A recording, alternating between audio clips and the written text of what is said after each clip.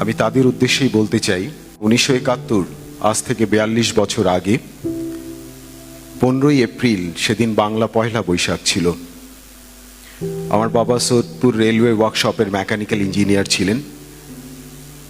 বাবার অপরাধ ছিল যে উনি প্রচণ্ড স্বাধীনতাকামী একজন মানুষ ছিলেন এবং সবচেয়ে চূড়ান্ত যে দোষের কাজটি করেছিলেন সেটা হচ্ছে এপ্রিলের প্রথম সপ্তাহে আমাদের সেই সময় যারা রেলওয়ে ইঞ্জিনিয়ার ছিলেন তাদের দোতলা বাংলো ছিল এবং পুরনো বাংলো আর্থিংয়ের তার বলে, ওটা দোতলা থেকে নিচে মাটিতে চলে যায়। সেই তারে তখনকার যেটা বাংলাদেশের পতাকা ছিল, মানচিত্র খচিত পতাকা, সেই পতাকাটা টাঙিয়েছিলেন। এটাই হয়ে গেছিল আমার বাবার জন্য কাল। পরে পাকিস্তানি আর্মিদের সহযোগিতায় 15ই এপ্রিল বিহারিরা এবং পাকিস্তানি আর্মিরা যৌথভাবে আমাদের বাসায় অপারেশন করে। আমার বাবা তখন দোতলায় চাশতের নামাজ বলে 10টা সাড়ে 10টার দিকে নামাজ পড়ছিলেন। বাবাকে বললাম, বাবা তাড়াতাড়ি মোনাজাতটা করে আমাদেরকে সবাই নিচতলায় চলে যেতে বললেন। ওখানে যাওয়ার পরে আমাদেরকে সবাইকে বললেন, তোমরা খাটের নিচে ঢুকে যাও। তা আমরা 4 ভাই 2 বোন ছিলাম, সবাই আমরা খাটের দিকে ঢুকে যাই এবং আমার মাও ঢুকে পড়ে। আমার বাবা একা ওই দরজাটা হাত দিয়ে ধরে রাখে। আমার আজকে খুব ভাবতে অবাক লাগে যে বাবা কিভাবে বুঝলো যে উনি একাই ঠেকিয়ে রাখবেন ওদেরকে। এরা প্রথমে দোতলায় যায়, তারপরে সেখান থেকে নেমে এসে যখন দেখে দোতলায় কেউ নাই, বুঝতে পারে যে নিচতলায় সবাই আছে। শাবল দিয়ে ব্রিটিশ আমলের সেই বাড়িগুলোর দরজা ভেঙে ফেলে। ভেঙে আমার বাবাকে দেখতে পায়। দেখার পরে বাবা দৌড়ে যখন পালাতে যায় তখন বেডরুমের দরজায় প্রথমে বাবাকে ঠিক এই জায়গায় কোমরটার এই জায়গায় স্টেপ করার সাথে সাথে বাবা পড়ে যায় এবং ওখানেই শাহাদাত বরণ করেন। ওটা দেখে আমার মা খাটের নিচ থেকে বেরিয়ে চিৎকার করে বেরিয়ে আসে। আসার পরে আমার মাকেও তারা বেনর চার্জ করার পরে টেনে হিচড়ে আমার মাকে সিঁড়ি বারান্দায় নিয়ে যায়। আমি এগুলো সব লুকিয়ে লুকিয়ে খাটের নিচ থেকে দেখছিলাম এবং আমার খুব অবাক লাগে যে আমি একটি কথাও বলিনি। আমার মা চিৎকার করে বলছিল যে আমাকে মেরে ফেলো, আমার বাচ্চাদের মেরো না। খুব অনুনয় বিনয় করছিলেন ওদের কাছে। আর তোমাদের বলে রাখি, যখন আমাদের বাসায় হত্যাকাণ্ড চালানো হয় তখন বঙ্গবন্ধুর নাম ধরে এবং জয় বাংলা স্লোগানের নাম ধরে অকথ্য ভাষায় গালাগাল করতে থাকে এরা, ঘাতকরা। এই অবস্থায় আমার মাকে টেনে হিঁচড়ে নিয়ে যায়। আমার মা কিন্তু তখনও বেঁচে ছিলেন। আমি এইটুক দেখেছি। এরপরে প্রতিবেশীদের কাছে শুনেছি যে আমার বাবার শখের বাগান ছিল বাসার সামনেই। আমার মাকে জীবিত অবস্থায়, তখনও আমার মার দেহে প্রাণ ছিল, সে অবস্থায় পুঁতে ফেলে ওই মাটিতে।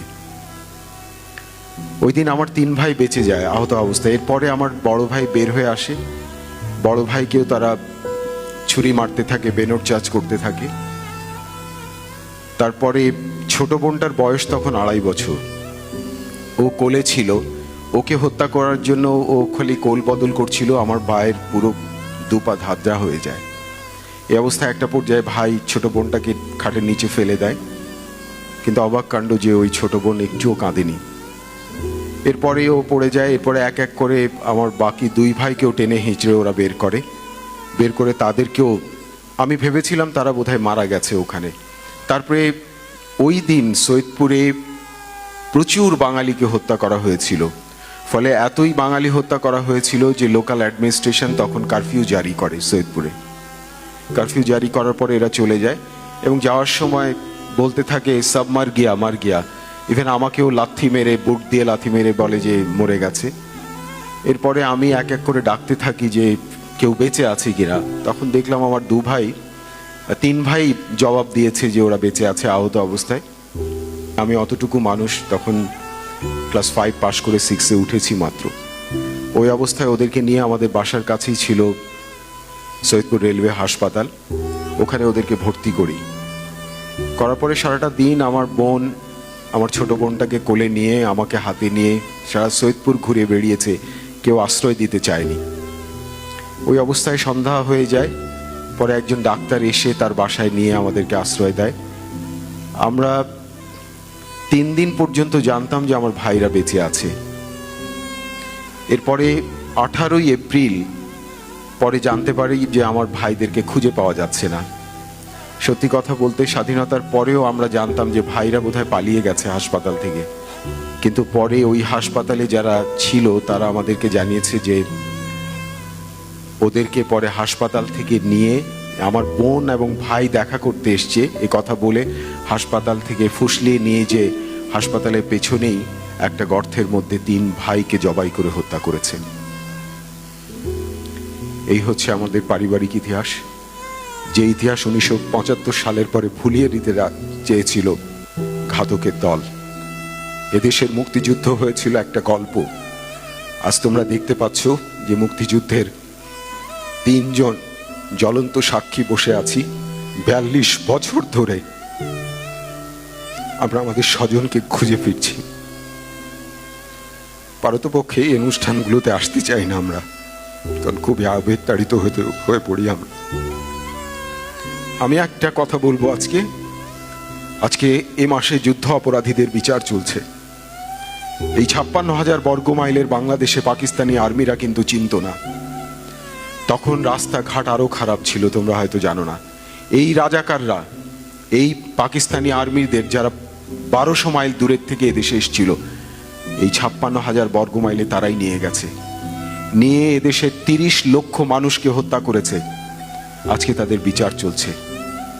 আমার খুব অবাক লাগে, যারা 9 মাসে এদেশের 30 লক্ষ মানুষকে হত্যা করেছে তাদের বিচার করতে কেন একটি সরকারের পুরো মেয়াদ অর্থাৎ 4 থেকে 5 বছর লাগবে? এই বিচারটি 9 মাসেই শেষ হওয়া উচিত ছিল। তাহলে আজকে যা দৃশ্য তোমরা দেখছো সেগুলো হতো না। আমি এও প্রতিবাদ করি যে আন্তর্জাতিক আইনের নামে যে বিচারের কথা বলা হচ্ছে, আমরা শহীদের সন্তানরা এটা মানি না এই জন্যেই যে আমাদের মতো 30 লক্ষ শহীদকে যারা হত্যা করেছে তারা কোন আন্তর্জাতিক আইনে হত্যা করেছিল?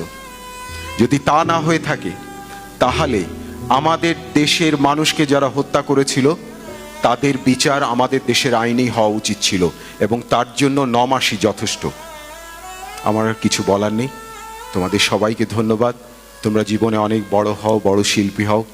আমরা 3 জন এখানে কায় মনোবাক্যে সেটাই কামনা করি।